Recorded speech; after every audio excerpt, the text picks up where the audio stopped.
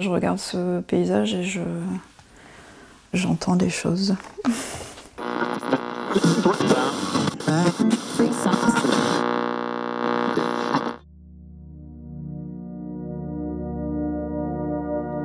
Automne 1982. Les sommets de l'Himalaya se devinent à peine au milieu des nuages de neige. Les quelques percées de soleil maintiennent le noir menaçant d'un ciel dont la colère menace le groupe d'alpinistes qui s'est mis en marche. Mais pour combien de temps ? Camille réalise l'interview, contacte les personnes, elle réalise l'interview. Et ensuite, elle me donne l'interview. Je coupe les récits par séquence, là où j'essaye de voir un peu les moments qui mériteraient une illustration sonore. Pour venir appuyer mon imaginaire, je vais regarder des images de paysages qui correspondent à ces lieux.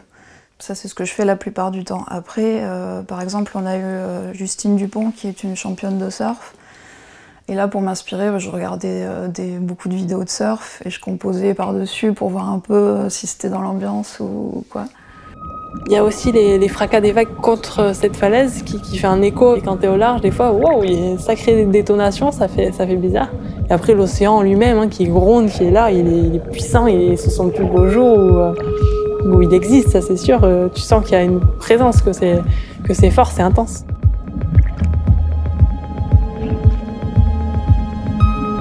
Je fonctionne beaucoup en termes d'émotions. Et je crois que les émotions qui m'inspirent le plus, c'est souvent les moments de contemplation. Des moments un peu en suspens où je sens que la personne est en train de partir, qu'elle est réellement en train de revivre la scène. Et là, je me dis, tiens, c'est intéressant de venir ponctuer ce moment-là. Alors ça peut être des petits éléments fugitifs comme ça, juste pour renforcer un peu l'écoute, l'attention de l'auditeur, mais ça peut être aussi des grosses nappes qui viennent un peu comme une caresse, comme ça. Et c'est là qu'on se rend compte que le vivant est vraiment très très fragile. On tient grâce à un équilibre absolument incroyable d'échange entre l'atmosphère et l'océan. Et donc on se pose des questions après sur la création. Qu'est-ce qui a créé ça ?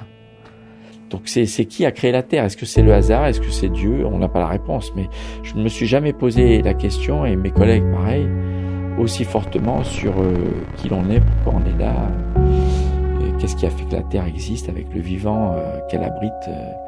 Donc j'utilise des sons, en tout cas pour cet épisode, très industriels, très mécaniques, qui invoquent des machines, qui sont des sons très artificiels et qu'en plus je retravaille en y appliquant des effets, type délai, grosse reverb, distorsion, voilà.